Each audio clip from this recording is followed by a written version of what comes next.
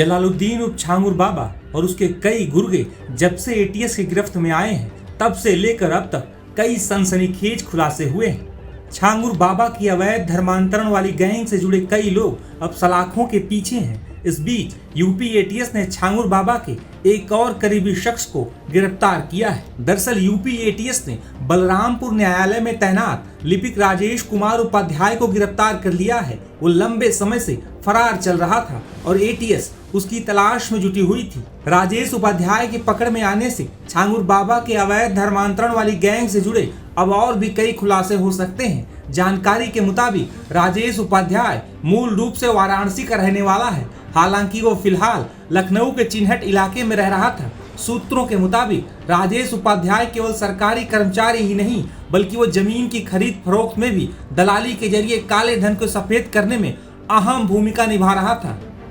महाराष्ट्र के पुणे में हुई 16 करोड़ की डील में उसकी पत्नी का नाम सामने आने के बाद एटीएस अब इस पूरे मामले की जांच कर रही है। राजेश उपाध्याय पर आरोप है कि वो लंबे समय से छांगुर गैंग की गतिविधियों में सहयोगी की भूमिका निभा रहा था। छांगुर के इशारे पर कोर्ट से केस मैनेज करने, आदेश निकलवाने और विरोधियों को फंसवाने जैसे काम करता था।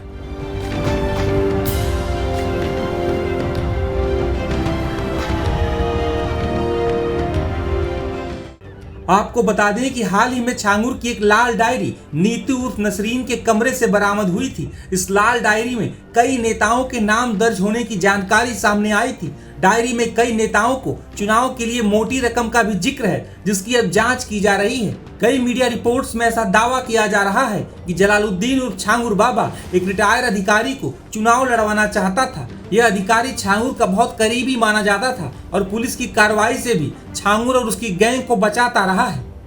छांगुर बाबा पर लग रहे आरोपों का सिलसिला लगातार बढ़ता ही जा रहा है। अब तक कई पीड़िताएं भी सामने आ चुकी हैं और छांगुर और उसके अवैध धर्मांतरण वाले गिरोह पर कई सनसनीखेज खुलासे कर चुकी हैं।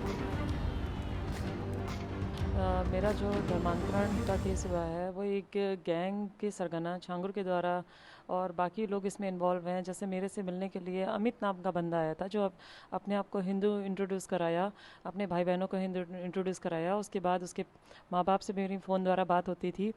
अमित की मुझे कोई बैकग्राउंड की किसी चीज़ की जानकारी नहीं थी। वर्ष 2016-17 की तकरीबन जब जानकारी हुई कि उसका असली नाम अबू आमिर अंसारी है, पुत्र अबू हुरैरा अंसारी है, तो मैंने इस पे ऑब्जेक्शन किया। जब ऑब्जेक्शन किया तो उसकी माँ सईदा खातून और उसके जो पिता हैं अबू हुरैरा अंसारी, इन लोगों द्वारा दबाव बनाया गया है कि नहीं कोई कार्रवाई मत करना वरना तुम्हारा समाज से बहिष्कार हो जाएगा और ऐसी कोई हरकत मत करना। और काफ़ी तरह से मुझे मतलब बहुत प्रताड़ना करने की कोशिश करी कि ताकि मैं कहीं कोई कंप्लेन ना करूं, और कहा जो तुम्हारी शादी हम स्पेशल मैरिज एक्ट के तहत करा देंगे, तुम्हें कोई परेशान नहीं करेगा। फिर वर्ष 2019 में मेरी छांगुर पीर बाबा से चांद औलिया दरगाह उतरौला में मेरी वहाँ मुलाकात हुई थी। वहाँ मुलाकात मेरी जो अबू आमिर की बहन है उम्मे रकीबा, जो नीतू नसरीन जो भी गिरफ़्तार हो चुकी है, ये उसकी दोस्त है।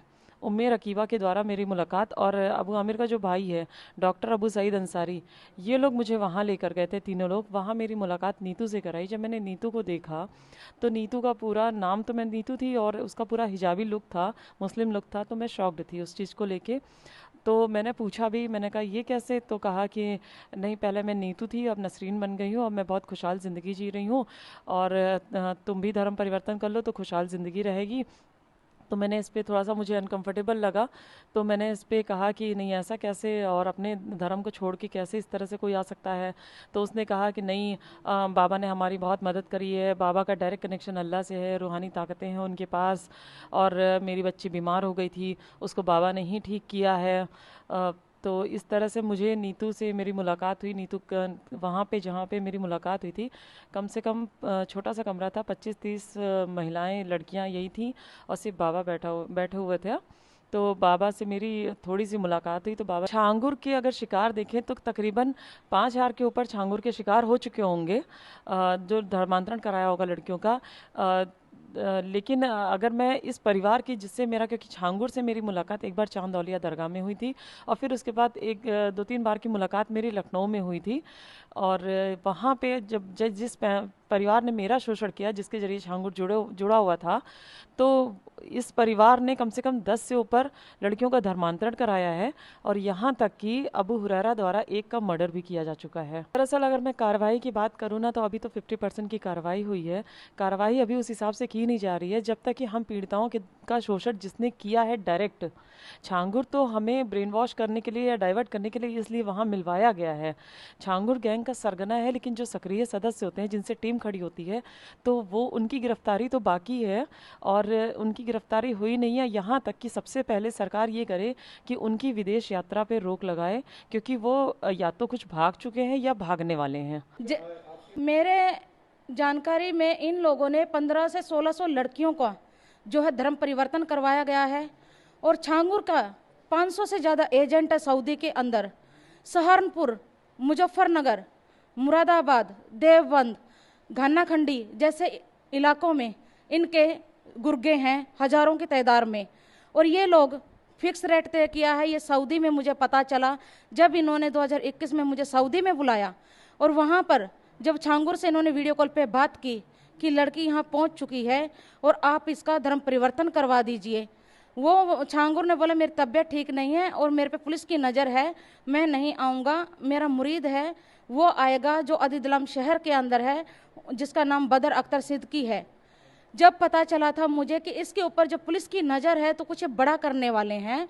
और ये जब धर्म परिवर्तन की बात कर रहे थे, जैसे कि ये हमें नाम देते हैं, जैसे कि इन लोगों ने एक प्लान का नाम रखा था, इन्होंने धरती पलट, जो कि धर्म परिवर्तन के विषय में एक इन्होंने जो है कोड वर्ड रखा हुआ था, धरती पलट। लड़की जब वहाँ पहुँच जाती है तो उसको बोलते हैं समान आ गया, ये इनका कोड वर्ड होता है। उसके बावजूद बदर अख्तर सिद्दीकी ने 3 दिन बाद वहाँ आया और मेरा धर्म परिवर्तन के लिए दबाव बनाने लगे। मैं उसके लिए विरोध किया, वहाँ पे मेरी अश्लील वीडियो बनाई गई, उसके आधार पर मुझे ब्लैकमेल किया गया, मेरे साथ मारपीट करते रहे। मेरा 3 महीने राजू राठौर बन के जो व्यक्ति इसका एजेंट था छांगुर का, वो वसीम नाम का व्यक्ति 3 महीने शोषण करता रहा।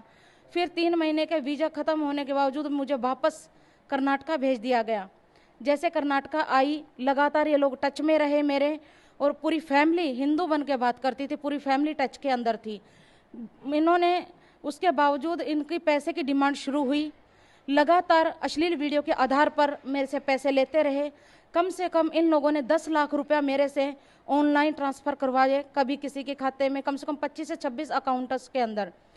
तब भी इनकी मानसिकता यहाँ ख़त्म नहीं हुई। देखिए, जब से घर वापसी की है 4 जुलाई से ही मुझे धमकी मिल रही है, जो कि सऊदी के नंबर से मुझे धमकी आई है। 4 जुलाई को मैं यहाँ लखनऊ के अंदर वहीं थी, गोमती नगर के अंदर, जब धर्म परिवर्तन जो हमने वापस किया घर वापसी, तो 4 जुलाई को मुझे सऊदी से कॉल आता है, व्हाट्सअप कॉल आई और मुझे धमकी दी गई कि जिन तुम लोगों ने 15 लोगों ने घर वापसी की है और जिस गोपाल राय जी ने तुम्हें घर वापसी करवाई है, और सबसे पहले तुझे इस दुनिया से उठा देंगे, देखते हैं तुझे कौन बचाता है, तेरा योगी बचाएगा या मोदी बचाएगा।